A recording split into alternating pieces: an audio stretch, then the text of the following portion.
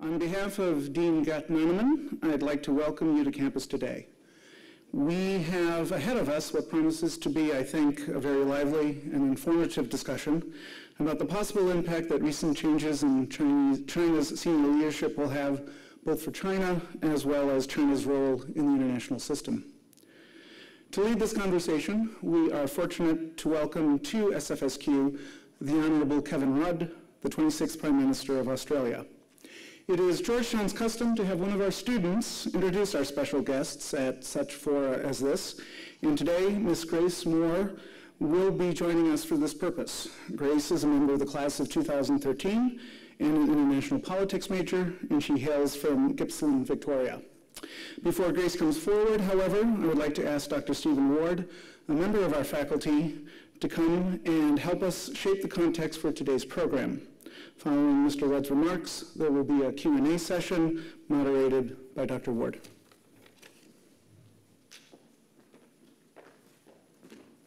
Thank you, Dean Stoll. Thank you all for coming. The rise of China is an obviously important and complex issue, and we're fortunate to have Mr. Rudd here to share a few thoughts with us today. To put his remarks into context, I'd like to raise three sort of big unanswered questions about China's rise that I hope you'll keep in mind as we listen to Mr. Rudd. First, is China's remarkable economic performance over the past 3 decades sustainable? We often talk about the rise of China as if it were an inexorable process, but serious obstacles to future growth, things like high levels of corruption and inequality, and a severe aging crisis, suggest that that may not be the case, and that anticipation of a power transition between the United States and China may be much ado about nothing. Second, can the Chinese Communist Party maintain control over the levers of policy? Again, this is something that we often think of as a foregone conclusion, but recent developments, things like the Bo Xilai affair and increasingly frequent internet-driven popular protests suggest that the CCP may be more vulnerable to pressure from below than at any point in the last 20 years. And finally, can the US-led and Western-dominated international status quo accommodate a rising China, or are we destined for renewed great power rivalry and conflict in the Asia-Pacific and beyond? Just a few years ago, eminent international relations scholar John Mearsheimer delivered a lecture, provocative lecture at the University of Sydney, in which he claimed that, quote, China cannot rise peacefully. Is this the case, or are observers like John Eikenberry, who note with optimism the relative openness of the institutions that constitute the international status quo, and suggest that China's rise need not be accompanied by the sort of conflict and destabilizing dynamics that have gone along with other power transitions throughout history? Is that observation correct? It's not clear. And so we're lucky to have Mr. Rudd here to shed a little bit of light on it for us. So that's enough from me. As Dean Stoll mentioned, it's Georgetown tradition for visiting dignitaries to be introduced by students from their home country, so I'd like to ask Grace Moore to come up and do that for us. Thank you.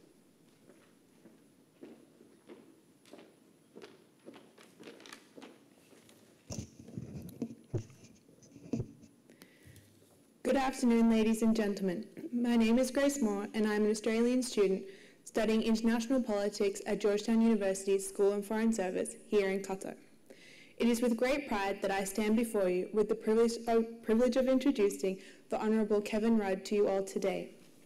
Mr. Rudd served as the 26th Prime Minister of Australia from December 2007 until June 2010. He later served as the Minister in Foreign Affairs from 2010 until 2012 and is currently a Minister in the Australian Parliament.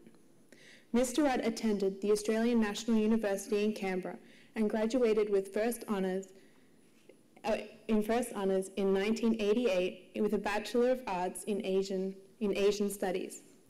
In 1998, Mr. Rudd entered Parliament following extensive work as a diplomat, serving as a senior official in the Queensland government and a consultant helping Australian firms establish and build their businesses abroad in China.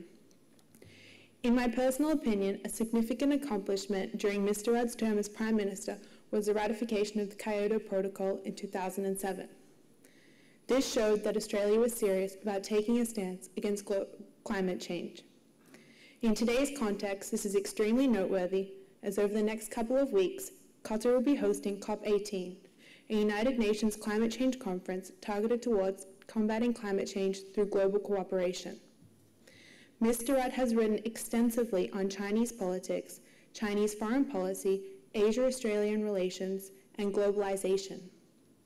As Prime Minister and Foreign Minister to Australia, Mr. Rudd took the lead in making sure Australia engaged with China and the wider region. Today, Mr. Rudd will speak to you about the challenges China poses, as well as the opportunities that may come through China's presence in the international society. Please join me in welcoming the Honourable Kevin Rudd to the podium.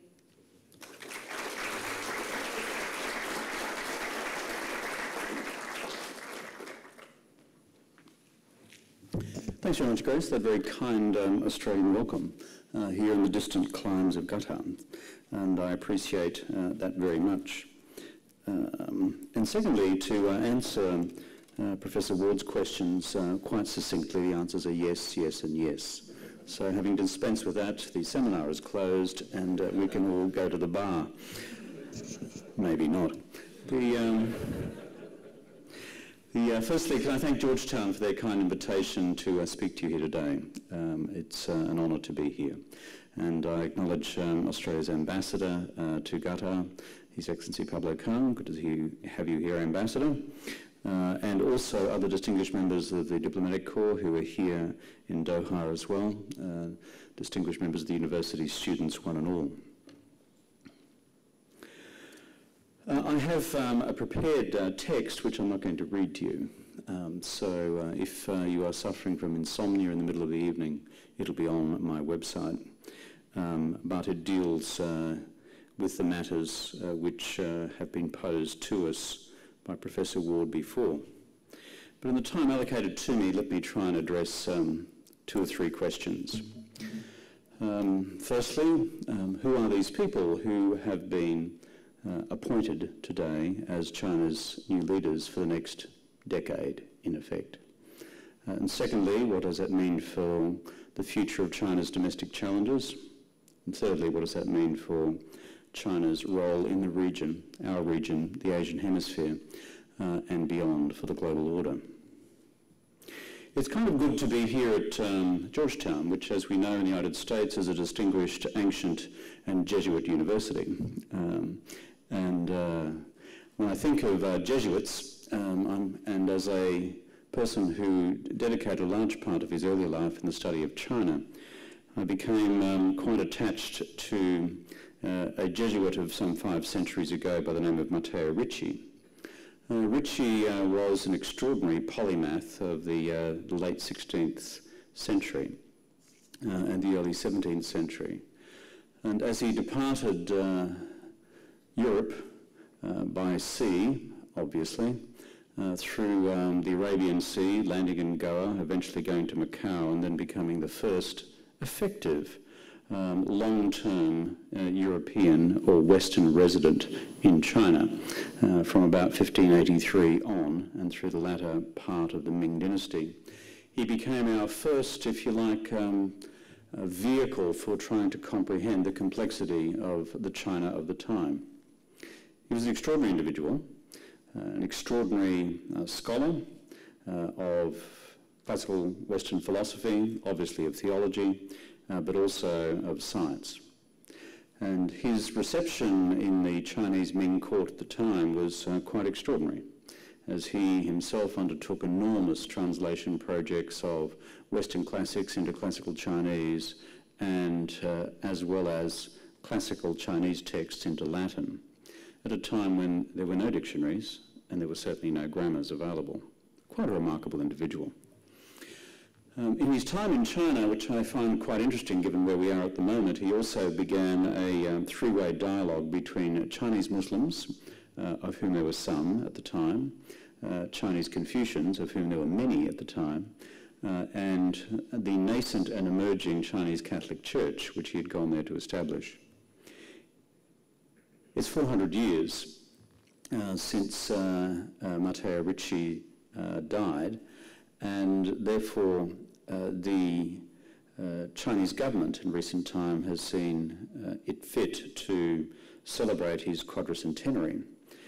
And it's quite remarkable in their celebration of this man, who they describe as the wise man from the West, that they celebrate a man's life dedicated to, frankly, a challenge which 400 years on remains central to both the academic and policy project which confronts us today, which is to comprehend these two complex, intersecting and prospectively conflicting realities called Western civilization and Chinese civilization, views of the state and views of the state's role in society and views of those civilizations' role in the wider world. It's worth, for those of you who are interested in these subjects, to reflect on Ricci's life. Recent biographies have been written, and I am an extraordinary admirer of his contribution to scholarship. And that is a long way of saying it's a pleasure to be within Georgetown University, founded by Jesuits in the United States. Today, the Chinese Central Committee has been appointed by the 18th Congress of the Chinese Communist Party of China. The Central Committee, a body of some 200 to 400 individuals made up of permanent and alternate members, in turn has also seen the appointment of members of the Politburo. We've also seen the appointment, most critically, of the 7 members of the Standing Committee of the Politburo and the appointment of China's new General Secretary of the Communist Party, Xi Jinping. And finally, we have seen his appointment, significantly, as chairman of the Central Military Commission of the Chinese Communist Party as well. This is an extraordinarily significant day, therefore, in what will transpire in the engagement between rising China, the rest of Asia, and the rest of the West, including the United States, for the decade ahead. It's therefore as critical for Western audiences to comprehend the dynamics of what's unfolding within the Chinese leadership as it is for the rest of the world to be mindful of and comprehending of the complexities and the internalities of US domestic politics which produced the outcome we saw in the election in the United States only a couple of weeks ago. So therefore, in the first half of November, we have the re-election of President Obama, and we have the election for the first time by the Party Congress of Xi Jinping as China's primus inter pares, the chairman of the board, the person who will in fact chair each meeting of the Chinese Politburo Standing Committee. It is worth reflecting for a moment on how, therefore, the Standing Committee of the Politburo actually works. For those of you who are students of systems of government and administration and democracies and non-democracies, it's perhaps best to describe it as the equivalent of an executive cabinet. Comprised of 7 individuals, in the past 9, it meets on a weekly basis, it has fully documented meetings, it has the equivalent of what we would describe in our system of government as cabinet submissions, and these are infinitely mulled over and distilled by levels and sub-levels of bureaucracy and advisory agencies before they ever reach the table. That is the systematization of Chinese decision-making processes, which stand in vast contrast and stark contrast with those which prevailed, first of all, in the days of Deng, when he was the undisputed paramount leader, and certainly in the days of Mao, when he was the undisputed paramount leader and not given to any form of institutional discipline concerning his own decision-making processes. Therefore, these 7 individuals have a particular place. The 7 individuals will have broad portfolio functions allocated to their responsibilities. They have a complex relationship with what is called the State Council, which is the supreme decision-making body of the government, which is in turn chaired by the Premier. The State Council, however, should be seen primarily as a policy implementation agency, the Standing Committee, the Politburo of the party, should be as the decision-making body for core central policy decisions. That's my best description of the division of labour. Of course, the third arm in this tripod is the Central Military Commission itself. A continuing debate within China is the extent to which the Chinese military in the 21st century is and should remain subject to the party or subject to the state. China, still being a Leninist party in the terms of the foundational principles and continuing operation of the Chinese Communist Party itself, will maintain the old model, that is, the army being answerable to the party. There has been some internal debate on these subjects, but the resolve in recent times has been to continue with the status quo ante. Xi Jinping's occupation of the chairmanship of the Central Military Commission is every bit as important, and arguably more so, than him being General Secretary of the party and prospectively President of the country. So let's talk a little bit about Xi Jinping himself. Xi Jinping is a person who, in my experience, having met him on a number of occasions, is a person comfortable with the mantle of leadership. He is a person who comes to the position of leadership confident in the background he brings to the task, and confident also in the family background he brings to the task as well. His father was an individual called Xi Zhongxun. Xi Zhongxun, when I was a young diplomat in Beijing during the Mesolithic period of my public career, that was irony, by the way. He was a person who was a prominent leader in China's military apparatus, both prior to 1949 and liberation, and certainly subsequent to that as well. Also, on the other side of the agenda, he was a prominent early economic reformer, working with Deng Xiaoping in the 1950s and early 1960s to try and bring some modernity to the Chinese Revolutionary Party running an economy at that time. His father, Xi Zhongxun, fell foul of Mao and the Cultural Revolution, as did Deng Xiaoping, and therefore was purged and they were sent to the countryside.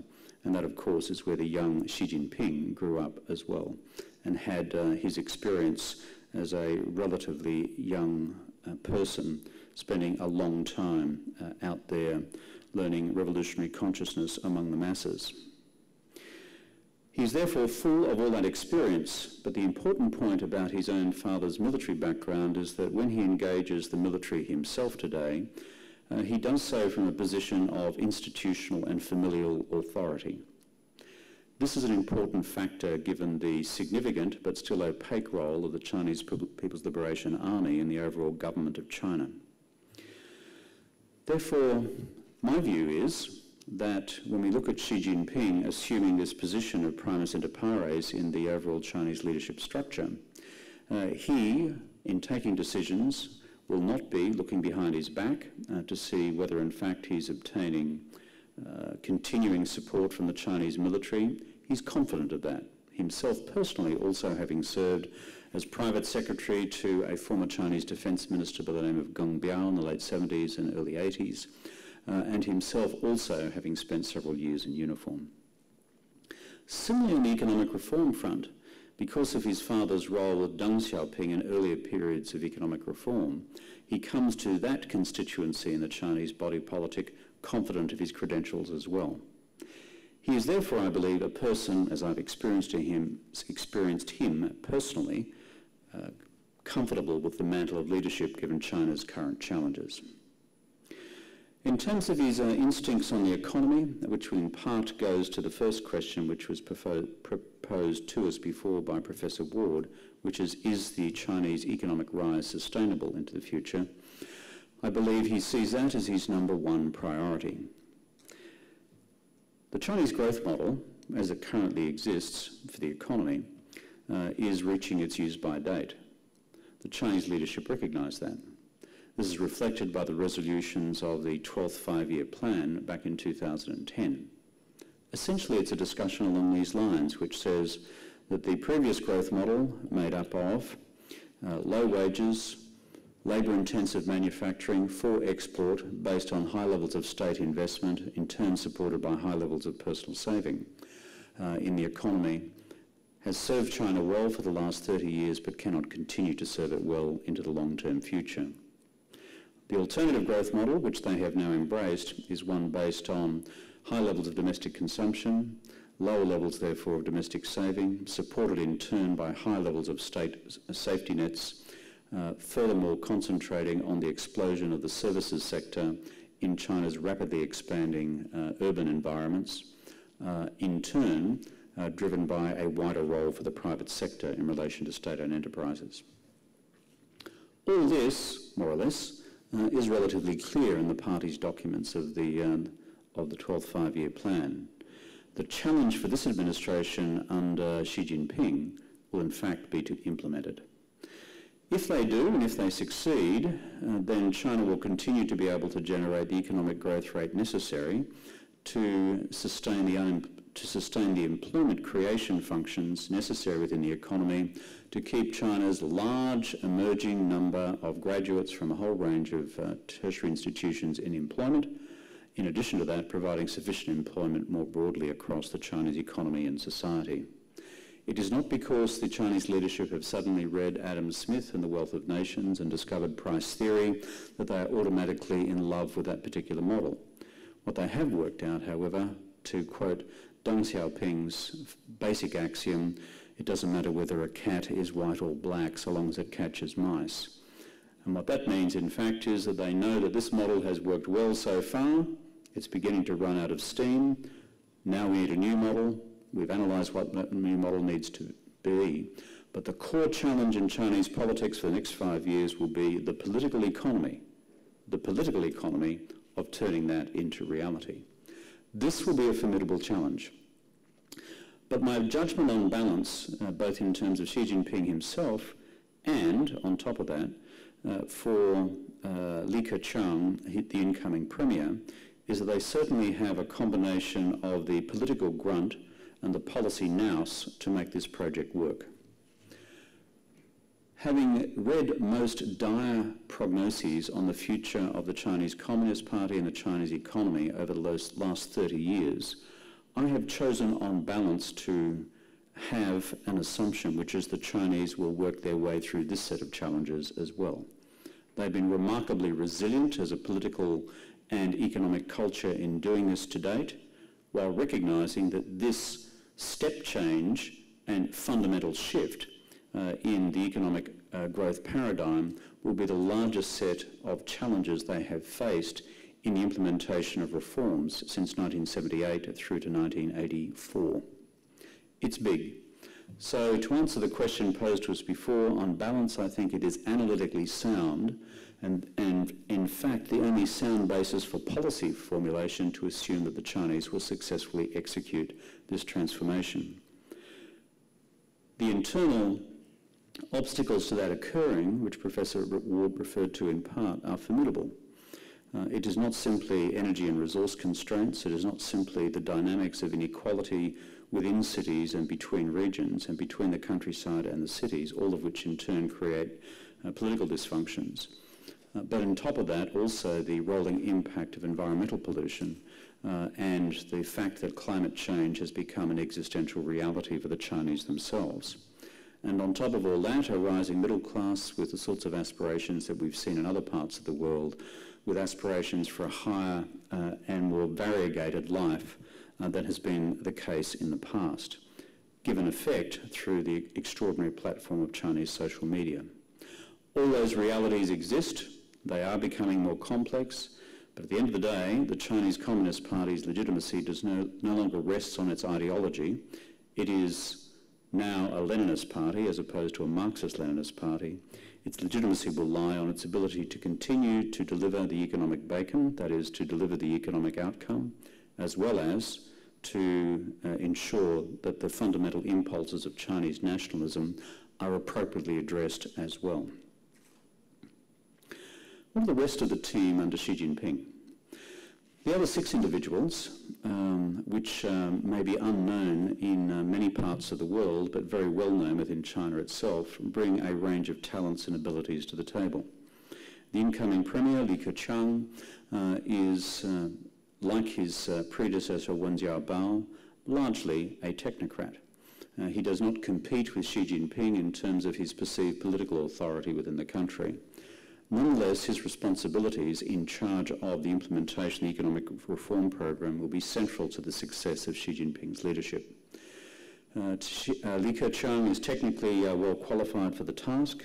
He has considerable provincial experience himself in running difficult and complex provinces before in the last several years having become Vice Premier. On the other 5 members of the team, without sending everybody to sleep with the rendition of Chinese names, all of which are, for those who are non-sinologists, incapable of readily memorising, let me simply say this. The centre of gravity, the overall balance of the Standing Committee of the Politburo, in my view, will be decisively reformist. Of the 7 who have just been elected by the Party Congress to this position, 1 of the 7, the person responsible for propaganda functions within the overall Chinese political apparatus, could be described as a conservative. But if your job is to control the Chinese media and your job is to control the Chinese social media in the 21st century, it would make you fairly conservative in terms of the task which you're given. But on the core question of the economic challenges which lie before China, the centre of gravity of the remaining 6 lies decisively in the reformist direction. So, as for China's other domestic challenges, let me simply touch on this coming out of these leadership changes before concluding with some remarks on China's role in the world before we turn to Q&A. The economy, of course, is central and number 1 in China's domestic priorities. However, we should never lose sight of the other continuing priorities which underpin the Chinese political project. Of course, the first item on that agenda for the incoming Chinese Standing Committee will be the maintenance in power of the party. This is first and foremost the political objective of the current leadership and of the leaderships which have preceded it.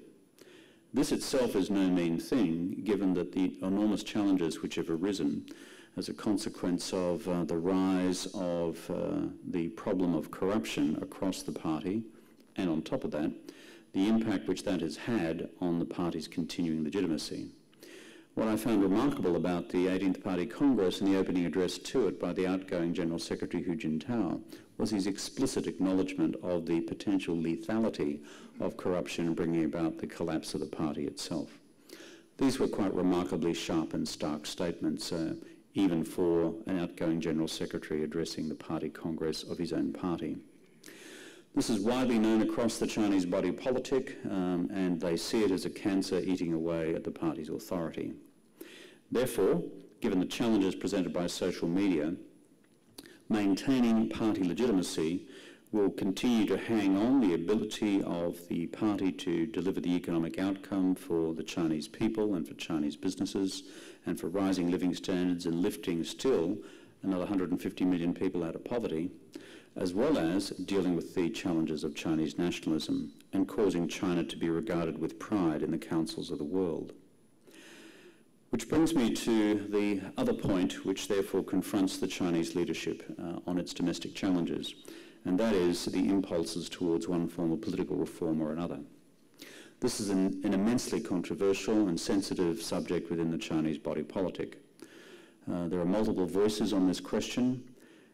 The open question, however, in response to those voices is what and when will this new leadership, which has just been appointed by the 18th Party Congress, do to give effect to one level of political reform or another.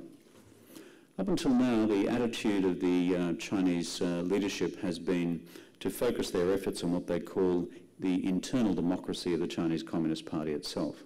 The Chinese Communist Party has a total membership of 82.5 million people. This is quite a large party. I think there are more people in the Chinese Communist Party than in at least 1/2, probably 2/3 of the nation states represented in the United Nations. In fact, more than that, 3/4. Therefore, regularising the systems within the Chinese Communist Party in terms of elevation and succession given the chaos which existed both in Mao's period, most acutely in the Cultural Revolution, and right through, frankly, the 1980s and into the 1990s, has been a huge task facing the party. We now have, just executed today, only the second peaceful, orderly transition in leadership that the Chinese Communist Party has seen since 1949. The first occurred between Jiang Zemin and Zhu Rongji when they handed over to the current Premier and the current President, Hu Jintao and Wen Jiabao. And the second such transformation is the one which has occurred today and which will roll out progressively between now and next March, when the National People's Congress will finally confirm the formal positions of state and government. So in the 65-year plus history, well, the 60-year plus history of the Chinese Communist Party in power, this is a relatively recent phenomenon. Orderly transition, orderly succession, and that has in part been brought about by the disciplines of collective leadership, and that in turn resting upon orderly systems of election and appointment within the system. As for democracy outside the party, that is a different thing. What I find remarkable as I go to China, and I do so quite often, is the extent to which the public debate on these questions and related questions and on quite sensitive policy questions is now more raucous and rancorous than it's ever been at any time that I have looked at China in the 35 years I've been studying this country. This is quite remarkable. However, what remains beyond the political pale, what remains unacceptable in the central political discourse are public debates about the centrality of the party itself and its key personnel. Debates, however, about most other questions are in fact increasingly conducted and with increasing vigour.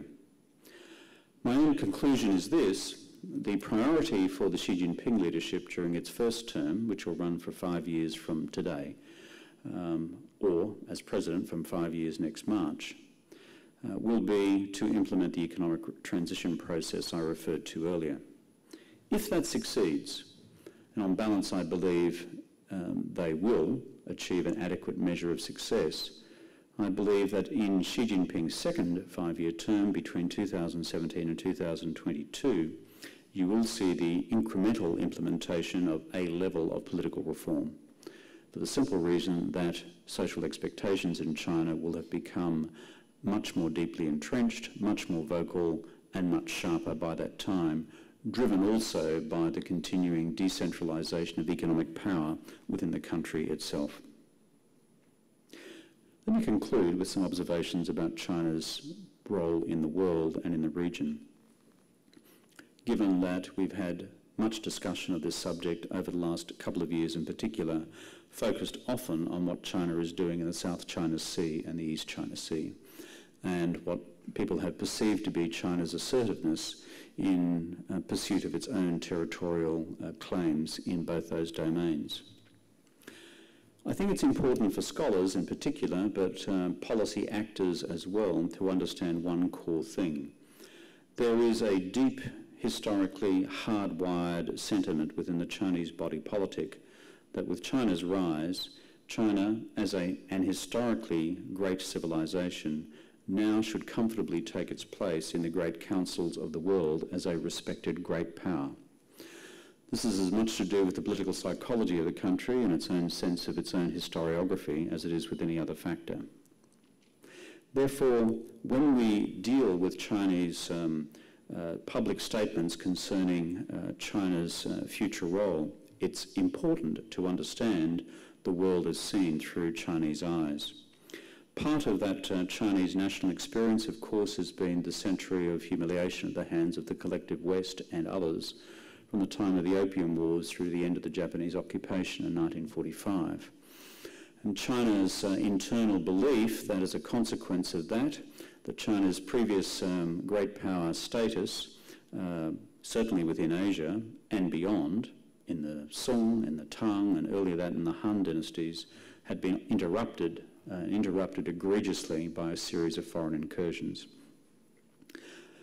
The Chinese internal perception is that China's time has come, and therefore there is a deep and, in my view, legitimate expectation on the part of the Chinese broader body politic that China become a respected country in the councils of the world. Of course, in the rest of the world's response to that, there is one huge qualifying factor, and that is this. As China emerges in the next 10 years to become the world's largest economy, replacing the United States, this will be the first time since George III was on the throne that a non-English speaking, non-Western, non-democratic state will be the largest economy in the world. And therefore, the rest of democratic Asia, which now represents the majority of Asia, and the rest of the collective world, which both in Europe and in North America and other parts of the modern world, also aspiring to the democratic ideal, this does present questions in terms of the rest of the world's response. On Chinese specific foreign policy behaviour, it's important to bear this in mind. Because of the absolute primacy of the economic objective, rising living standards, decreasing the number of people who are living in poverty, as well as maintaining the party's internal legitimacy by succeeding in both those objectives, China needs and desires a peaceful and stable strategic environment for the decade ahead in order to complete its economic modernisation task. For those reasons, it's therefore essential that China continue to manage in a stable manner its relationship with the United States during this period of global economic transition in terms of that country occupying the status as the world's largest economy.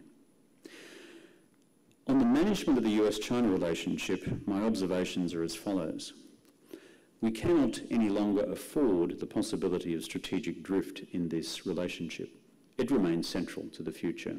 The United States, still the world's largest economy, and in terms of its military status, the world's only military superpower, and occupying that status at least for another 2 to 3 decades. Negotiating this period of economic transition in the decade ahead is going to be particularly challenging. The danger of strategic drift, that is the absence of a roadmap within which to consciously navigate a stable, peaceful and prosperous future for both countries and the rest of us who inhabit the region called Asia, is central. If we have strategic drift, my deep concern has been we end up with crisis through accident, crisis through miscalculation, and the possibility of one such crisis turning into conflict. I've written extensively on how I believe that should take place. I've called for a new 5-year strategic roadmap for China-US relations, which has the following 4 characteristics. Number 1, a commitment at the most basic level to regular summitry. The problem with the American and Chinese elites is they actually don't know each other. They really don't know each other. Their officials do, to some extent, but these decisions, high policy decisions, high politics decisions are made by principals. Therefore, it's imperative that these 2 teams of leaders get to know each other. The idea of there being maybe a summit in Washington and a summit in Beijing once in a 4-year term, frankly, is no longer sustainable. I do not recommend there be 4 summits in Beijing and Washington each year, but what I do say is that the 2 leaderships need to commit to sizable, lengthy working sessions with each other and their respective senior teams on the back of the other global meetings which they attend each year, whether it's on the back of the G20, on the back of the East Asian Summit, on the back of APEC, on the back of the United Nations General Assembly. Not an hour-long protocol-based meeting, I'm talking about day-long working meetings. Secondly, all that only becomes possible if you have go-to people, go-to men, go-to women, the new Henry Kissingers of this relationship who are doing the work behind the scenes. This is necessary both in terms of incident management, because inevitably in a 12-month period you'll have 2 or 3 unhappy incidents in a bilateral relationship between countries like the United States and China. The problem we have is, if you ask the question, who is America's new Henry Kissinger on the Sino-US relationship, there is no answer to that question. But there's a parallel question for the Chinese. Who's China's Henry Kissinger? The person behind the scenes who does that work as well, who commands the authority and respect of the central leadership with sufficient of a negotiating mandate for incident management, but also to craft a long-term agenda as well. Thirdly, a new strategic roadmap between China and the United States can't simply be based on a regular commitment to summitry and an agreed-to go-to man or woman on both sides. it must also have content. Globally, the challenge facing the two is how to make the current global rules-based order actually work. I believe these two, sometimes I think inaccurately referred to as the G2, have an opportunity to look at what is currently not working in the global institutional framework and global rules-based agenda, and at least identify one such roadblock which they can make work by their combined political effort. My nomination for that task is in fact to conclude the Doha round. Why do I say that? Because China itself has reached the conclusion that its own economic well-being long-term hinges also on China's continued access to global markets where it increasingly encounters resistance. On the American side, despite internal problems within the Democratic Party on the question of free trade, the bottom line is this: in a public debt-constrained United States, in a public debt-constrained Europe, in a global economy which has been languishing now for 4 to 5 years, frankly, the ability to pull off a successful Doha round of trade liberalisation would of itself generate an enormous boost both in substance and in perception and in confidence and psychology in the global economy. I believe we're getting to a stage where the mutual interests of both administrations may actually align to that difficult task. Finally, in terms of the roadmap, regular summits, go-to men, go-to women, making the global order work, picking one area of work out which they can make work together through their combined political will. The region itself. East Asia and the West Pacific has about at present all the strategic and security stability of Dodge City 1860. This is not a happy set of circumstances. When an event occurs in our part of the world, there is no underpinning set of security and political arrangements for its, shall I say, broader regional management. There are no basic confidence and security building measures which exist within our region. We have in East Asia and the West Pacific a collection of 21st century economies sitting upon a set of 19th century security policy realities.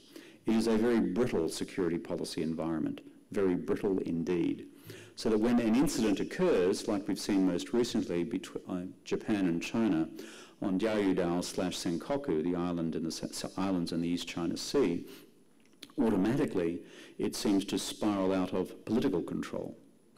I was quite shocked this morning in the flight from Dubai to read simply the content of a letter to the editor of the Financial Times yesterday by Japan's ambassador in London. The tonality of the letter is something which, having spent a few years in the diplomatic service myself, I was a bit stunned by in terms of the directness of the language. Without singling out Japan, I understand that China's ambassador the previous day wrote a letter in similar terms to the Financial Times, which this constituted the reply. Now you might say, well, that's just diplomats doing their thing. But on the streets of Beijing and the factories of Beijing, where boycotts, popular and otherwise, are occurring of Japanese goods, where businesses are frankly beginning to scratch their heads and wonder whether this is going to survive as a viable economic relationship into the future, before you start injecting into the equation debates about the supply of rare earths. This has now reached problematic status. On the South China Sea, having observed these developments over the last 30 years, and we have had major flare-ups in the South China Sea in previous decades, I'm deeply concerned about the intensity and frequency of incidents which are now occurring. Therefore, we need regional rules of the road in Asia and the Pacific, what I've called elsewhere in the literature a new Pax Pacifica. Thank you very much for your attention. I think I've now spoken for 34 minutes, which is 4 minutes in excess of my time. In summary, though, I believe that with a new US strategic roadmap, there is a possibility to, in fact, avoid unnecessary conflict between China and the United States. And on balance, I remain an optimist that we can so do. We can do that, however, on the base of committed political leadership in both capitals, acting on the basis of a commonly agreed roadmap for the future. Thank you for your attention.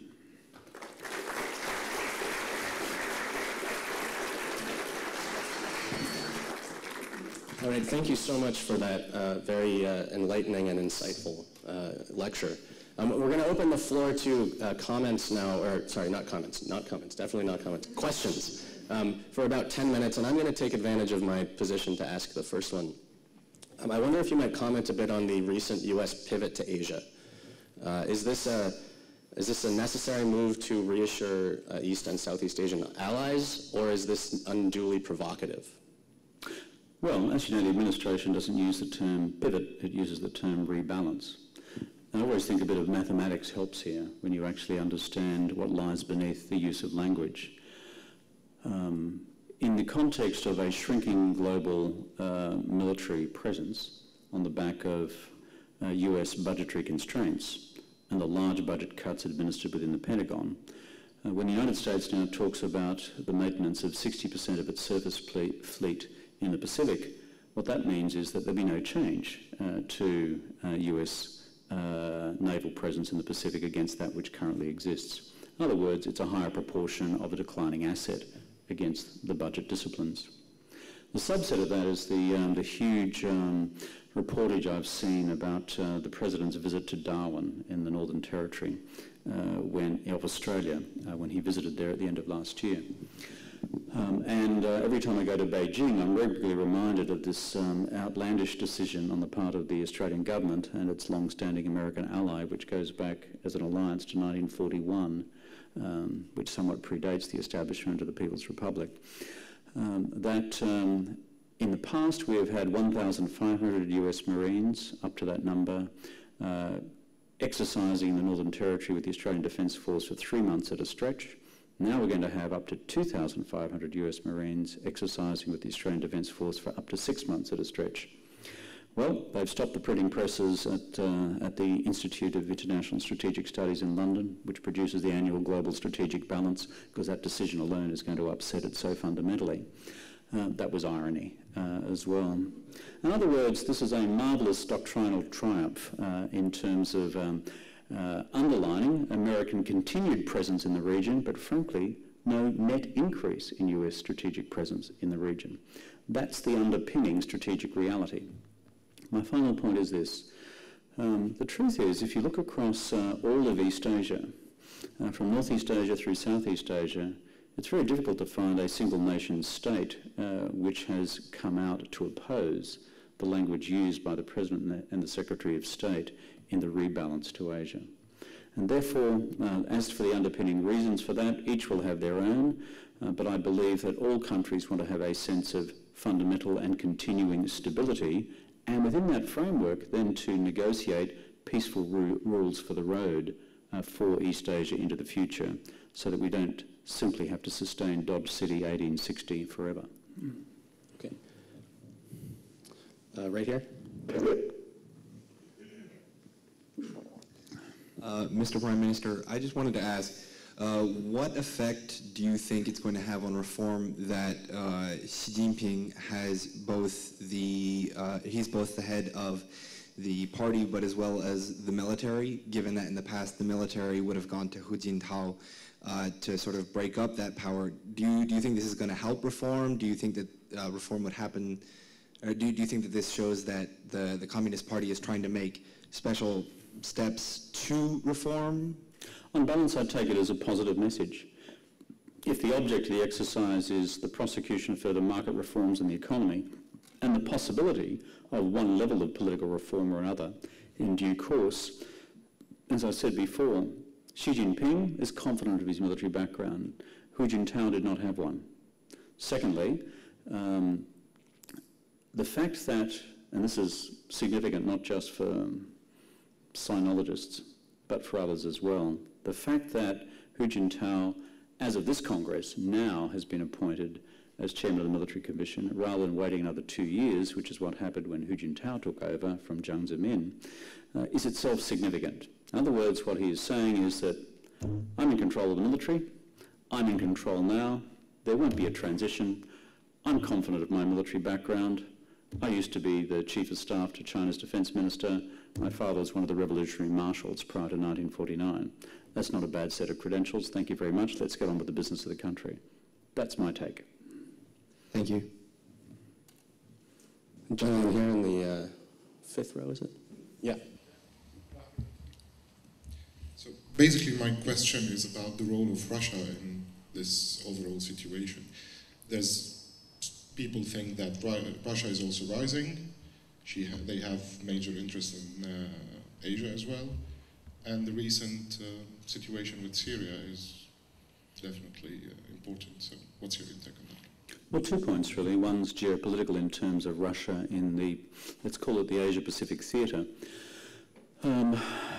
Russia, despite having become a member of the East Asian Summit together with the United States at the end of last year, something which we in Australia did a lot of work on to encourage both countries to become full participants.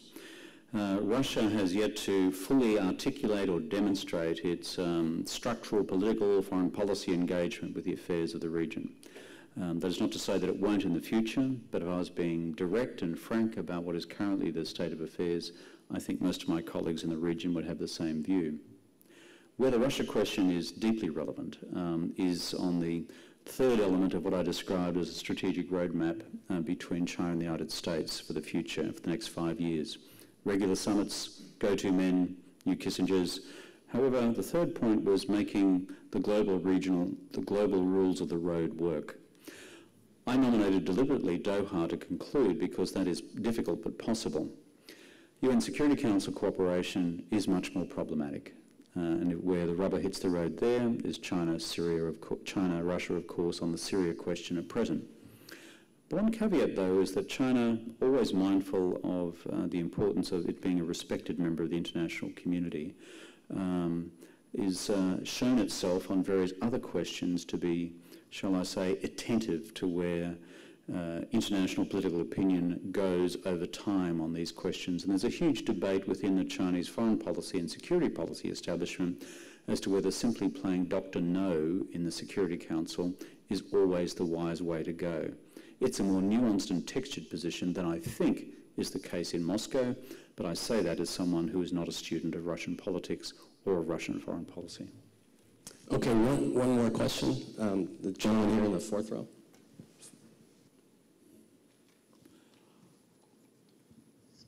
Mr. Prime Minister, welcome to the School of Foreign Service in Qatar. I'm a South Korean student currently studying here. As a South Korean student, my question is pertinent to the issue of North Korea, whether the rise of peaceful or non-peaceful China, the role of North Korea that plays in what you termed as Pacific within the region, Asian Pacific region.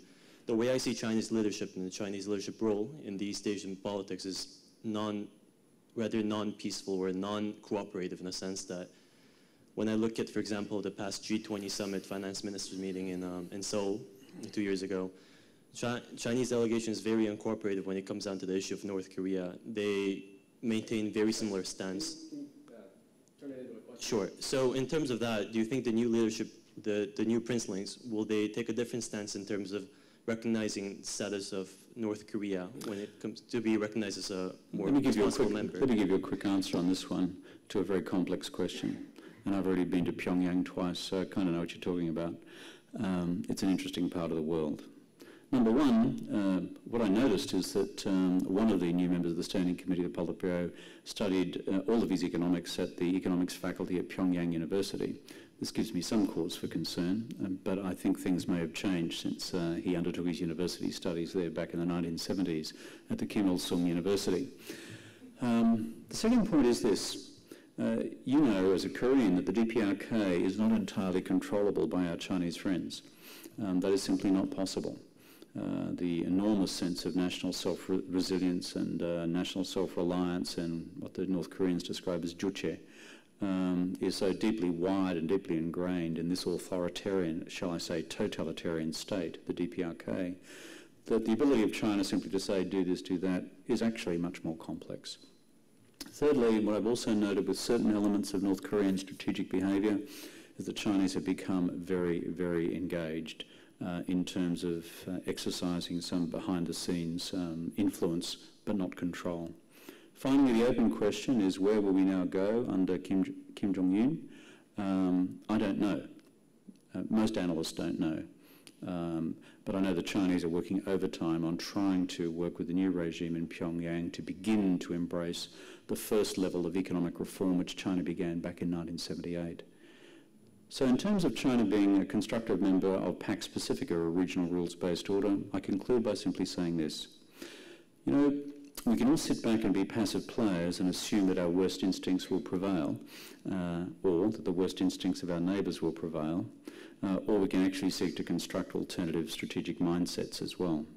I think right now at the moment you have a strong Chinese nation, a strong Chinese economy, a growing Chinese military. You still have a strong US strategic presence in Asia, buttressed by 5 sets of alliances, and a continued strength of the US global economic performance, though now under challenge. Under these circumstances, the time is about ripe for the various parties, including the rest of us in Asia, the ROK as well as people like us at the other end of the region, to work together with the Chinese and the Americans to construct Pax Pacifica, to construct an Asia-Pacific community, to construct a regional rules-based security order. Even at the height of the Cold War in Europe, the Helsinki Accords, CSBMs, confidence and security building measures were negotiated between the Europeans, the Americans and the Soviets at the time. We don't even have one of those in our hemisphere. I think the time has come to do it. So rather than simply go into passive mode and say, all too hard, and everyone assuming that everyone else's militaries will behave in a certain negative way, I think it's time for people to put another foot forward, driven by a constructive and positive foreign policy and strategic policy vision for the region's future. If we get it wrong, the consequences will be felt right across the world, including here. If strategic stability is undermined in East Asia and economic growth falters, the impact on the global economy will be profound. Thank you. Okay, I think Mr. Rudd needs to get to Al Jazeera, so I want to thank him once again for spending some time with us, and thank you all for being here.